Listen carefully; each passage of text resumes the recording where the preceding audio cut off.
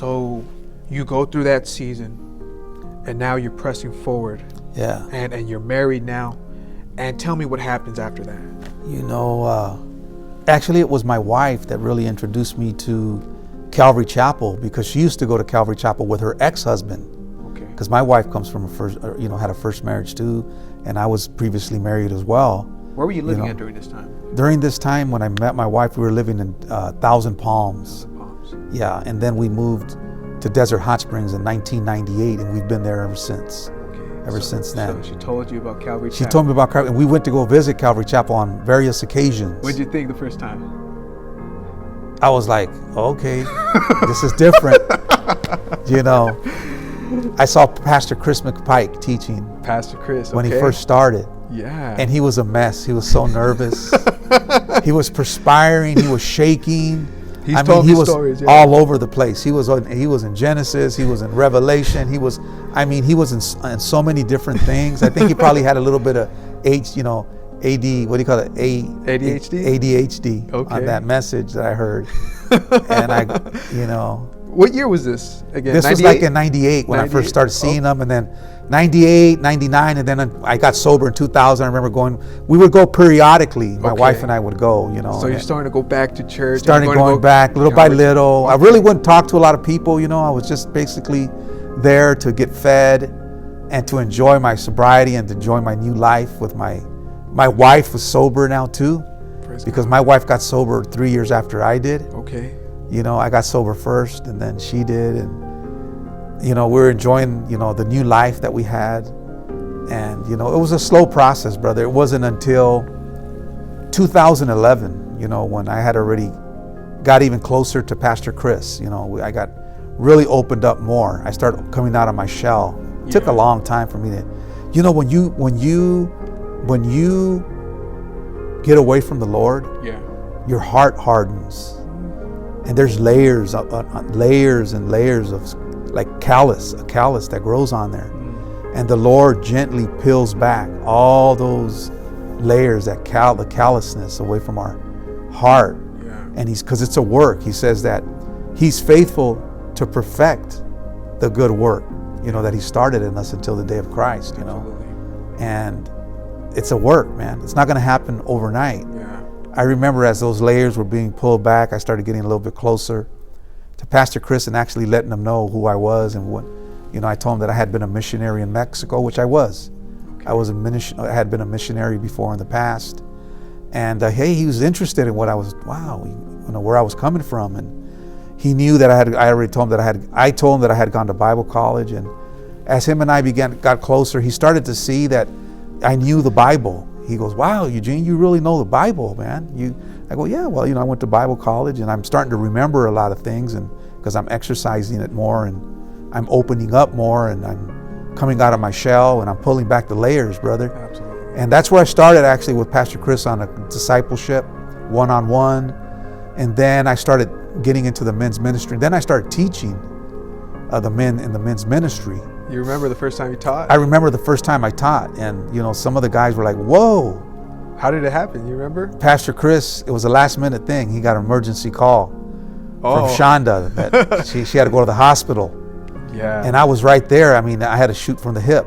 Those things happen where you and just he said, it's all of a sudden. "Take over, Eugene, go ahead." Wow, okay. And I remember in that 1 minute, I had a message together. I had put a message in 1 minute. Wow. I don't know how it happened. I just remember going up there and just giving a study, and I remember the men, they were like, "Whoa, man, that's pretty good." I got some very good feedback and some very good comments from that, and encouragement, and from there it went from there. Wow. Boom, started growing more and coming out more and teaching, and then people. It was weird because people just started calling me pastor. I didn't want a title. I didn't want anything, I just want to be a member, just like everybody else, just sitting there. Yeah. And the people just started calling me Pastor Eugene. This Pastor Eugene. Yeah. And I didn't want that, And Pastor Chris told me, "Hey, God gives you favor. People look at you and they think you're a pastor because that's the grace of God upon your life." Wow. And then he would talk to Pastor Chuck, about, because Pastor Chuck don't want anybody just calling anybody a pastor now. But then Pastor Chuck, I started getting to know him better, and he started calling me pastor. Chuck Woolley. Pastor Chuck. Pastor Chuck Woolley. Started calling me pastor too. Yeah. Because I was, for some reason, people just started calling me pastor, and I just started ministering to the body, ministering to the people, and they were allowing me to teach. And I remember, that's when I remember seeing you come in once in a while. You'd come in, and I remember being teaching one time, and you were coming in, and you sat in the back, and I remember that you were kind of looking at me, and I was kind of like watching you because I had already seen you a few times. Yeah. And I think you were going to Palm Desert. Yeah. There. What had happened? Calvary Chapel, Palm Desert. Occasionally, I think I would stop by because I got saved at the bridge, and right. I believe the Lord wanted me to go to Palm Desert, and I went there, and I was still going on there. Yeah. But from time to time, I would come visit and see the people there because I love the people there and stuff. Right. So that's how we kind of ran into each other. Yeah, we kind of ran into each other a few times like that, and that's how I remember you. And it was just from there. That's 2011. Fast forward 2 years. As the layers are being pulled back, as God is moving in my life, God put it in my heart. Hey, you got to start a Spanish ministry. And I took a proposal to Pastor Chuck and Pastor Chris on what the percentage of the Hispanic population was here in the Coachella Valley. I gave them some demographics, and they thought that was very compelling evidence that I had, research that I had presented to them. And Pastor Chuck met with me at Panera Bread right there in Palm Springs one morning and said, Eugene, this is the time. It's for such a time as this that we need to start a Spanish ministry. Wow, okay. So from there, we went into prayer. I remember we started doing prayers at the bridge. Every Tuesday night prayer. Every Tuesday we were having prayer. I don't know how long that went on. Yeah. But it was there where the actual Spanish ministry was birthed. Really? And through prayer, it was birthed in the fire. Wow. And through prayer, and Pastor Chuck got us together, and me and a couple other men, and said, we're going to start the Spanish ministry. Eugene, you're going to be in charge, that you're going to be teaching it because you went to Bible college, and these men are going to be the guys that are going to kind of help you a little bit here.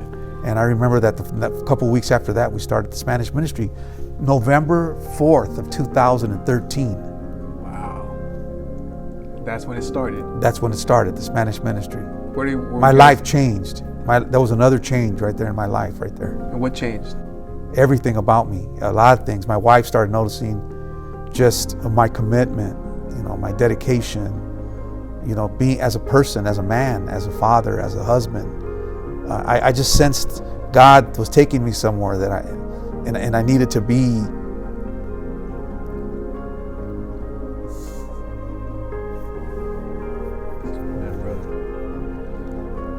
I needed to be the best that I could be. It's like, it's redemption. That's right. God gives us a platform, to all the lost time, all the time that was lost. That the locust stayed. He'll restore that. The Lord restored what the locust had eaten, and I knew that this was a very pivotal point in my life. Absolutely. And I've taken advantage of every minute, brother. Every minute. I'm just enjoying enjoying the ride right now. So Pastor Chuck Woolley puts you in charge of the Spanish ministry. That's right. And it started, it got birthed through prayer. Through prayer. Prayer meetings, right? That's right. And you remember if they gave you a room, how did it first start? Man, we went into a small little room, brother. That little coffee shop room? That room right there where they have the coffee shop now? Yeah. It's real little. Man, there was only like about 5 of us in there. Real small, man. And as time went on, I remember that we didn't have enough space in there. It was too full. Really? People were standing by the walls. So we ended up moving to the room next to the high school room. Remember that? The other room next door? Upstairs. Yeah. And after a couple years, that room got full. So then we had to move to the high school room, At the end of the 4th year, almost coming to the end of that 4th year, man, that place was packed out. We had at least 70 people. And that's small. That area is small for 70 people, And it was there after 4 years of working in the Spanish ministry, there. that the call came again. A different call. Different one.